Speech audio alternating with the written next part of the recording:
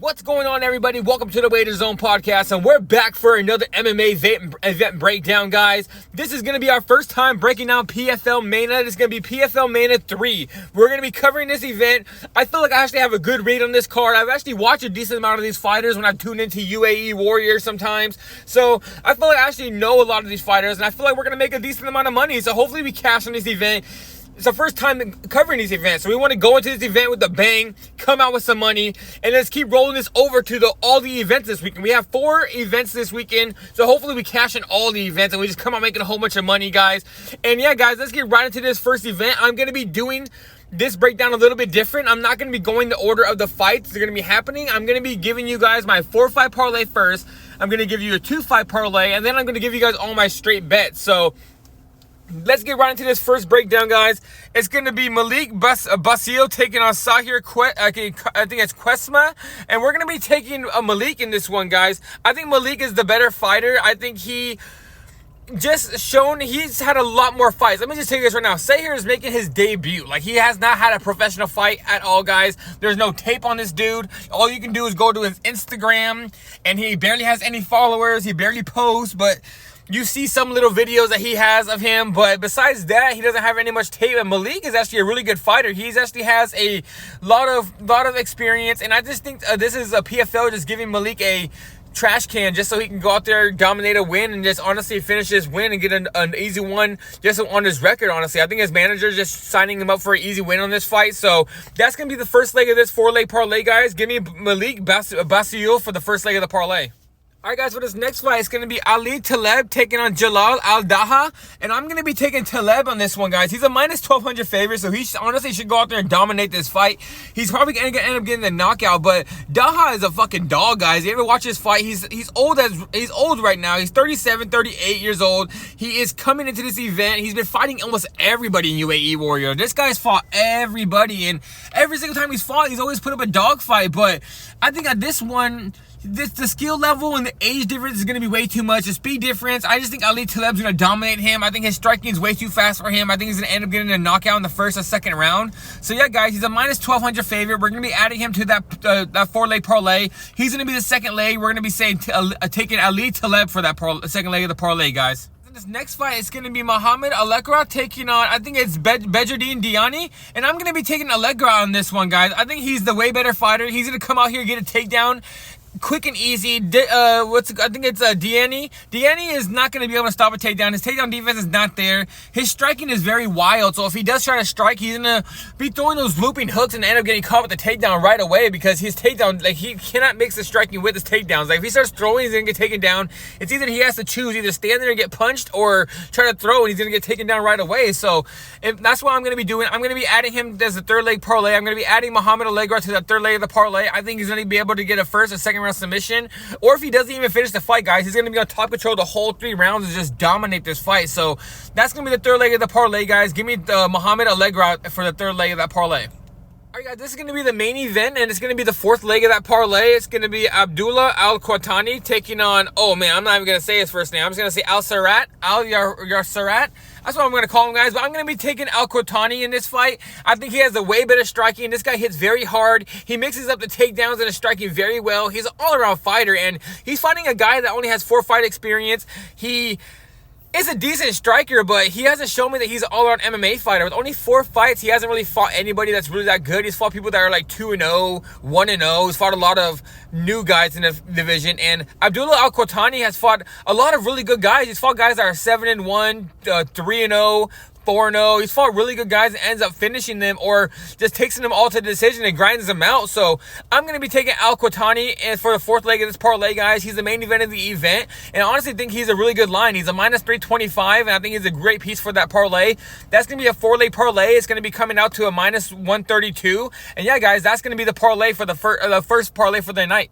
All right, guys, this is going to be the 2-leg parlay. It's going to be Rashed Haz taking on Elias. I think it's Budha Zadami, and I'm going to be taking Rashed Haz in this one. I think this fight's going to come down to 2 really good grapplers, but it's going to come down to who has fought the better competition. And Rashed has fought everybody. This guy is a dog. Every single time you put him in a fight with a good person, he's fought Jordan Vucinic a long time ago. He's fought a really lot of good guys. He's fought Rong Zhu, and he is just always putting up a dogfight against every single one. He's a good grappler. He has decent striking to mix it in. He has good takedowns. And Elias Budazadami doesn't really...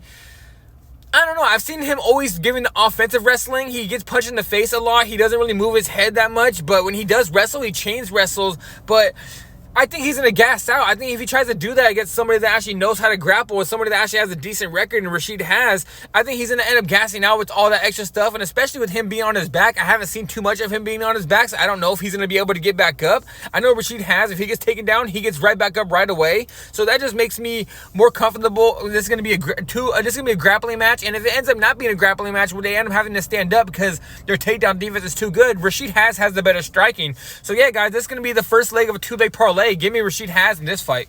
All right, guys, this is going to be the second leg of the parlay. It's going to be Sulhi Tari taking on Mohammadasseifi, and I'm going to be taking Mohsen in this one, guys. This guy has really good takedowns. He is very strong. He hits very hard, and Tari honestly just doesn't have takedown defense. Like, every single time he loses, it's because he gets double A, taken out to the floor, and grinded out. And I think that's exactly what Mohsen's going to do to him. I think he's going to take him down, grind him out, throw some heavy ground and pound. Then he's going to eventually get back up, and probably in the second round when he's standing, he's going to be too gassed out to even stop a takedown, or he's going to get caught with a heavy overhand right, and I think he's going to either get knocked out on the floor or knocked out standing up after he's too tired. So yeah, guys, I'm pretty confident in this one. It's going to be the second leg of that parlay. It's going to be Mohammadasseifi. I think he's going to be taking the win in this one. Okay, guys, now getting into my straight bets for the night. This is going to be the first fight of the night. It's going to be Mkini taking on Yazid Hassan. And I'm going to be taking Yazid in this one, guys. I think he's the underdog. He's a plus 235. I think you can honestly get a great line on him. I think he hits really hard. He's very new and green to the game. But this guy being Mkini being 8-3, he's fought a lot of low-level competition for his 8-3. He's shown decent strikes, but every single time he gets hit, he's shown that he doesn't really like getting hit. Like, I get it, like, nobody likes getting hit, but when you get punched and your eyes get big and you start running away, like, that just shows that you can't really take a punch that good. So I just think Yazid Hassan is going to be able to land a hard strike. Both of these guys have really good striking. Both of these guys are going to be able to probably land a couple strikes on each other, but I'm going to be taking the guy that has the harder strikes, and especially against a guy that doesn't take strikes very well. So I think this is a really good underdog shot.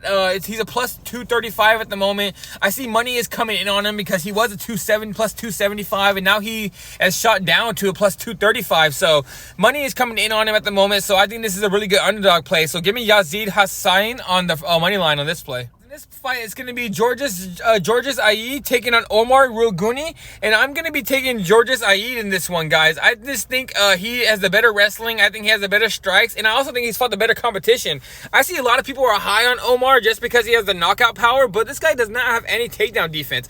If you look on Tapology has Omar at a 76% chance of winning, but if you go and look at the odds, Aid is a minus 220 favorite, and honestly, I just think that's why the bookies know better than us. I just think a lot of people in Tapology are saying, oh, Omar's going to win this fight just because they see a guy that has a lot of crazy striking, but he just fought a lot of low-level competition, a lot of it in Africa, and he's just coming into the PFL, and I don't think he's going to be able to put any of it together. I just think Georges Aid is going to take him down, dominate him with ground and pound, maybe get a submission victory. So he's a minus 220 favorite, but I'm going to be jumping on that line. Give me Georges Aid in this fight on the money line. Be the next fight. It's going to be Islam Reda taking on Musari. I think it's Musun Belgut, but I'm going to be taking Islam Reda in this one, guys. I think Islam's going to be able to mix the takedowns in with the striking.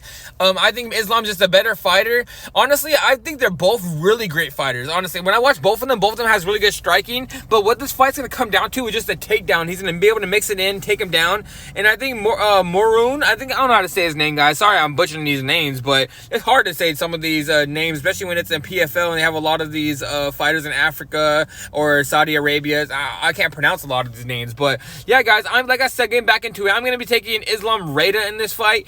I'm going to be taking him on the money lines. I think he's just a better all-around fighter. Like I said, I think this is probably going to be the most competitive fight of the whole night, just because I think both these guys have good striking, and probably the striking, but if it comes out to a striking battle, guys, it's going to be dead even. It might go to the scorecards and end up a split decision, but I just think Islam Reda fitting the takedowns in there. I don't think Budha is going to be able to get back up. So that's going to be my money line play on this bet. I'm going to be taking Islam Reda on this fight. It's going to be the last fight we're going to be breaking down. It's going to be the co-main event. It's going to be Jara Hassan Al-Sawani taking on Omar. I think let's call him Omar, guys. I'm not even going to try it, but let's just call him Omar. But I'm going to be taking Jara in this fight, guys, or Al-Sawani.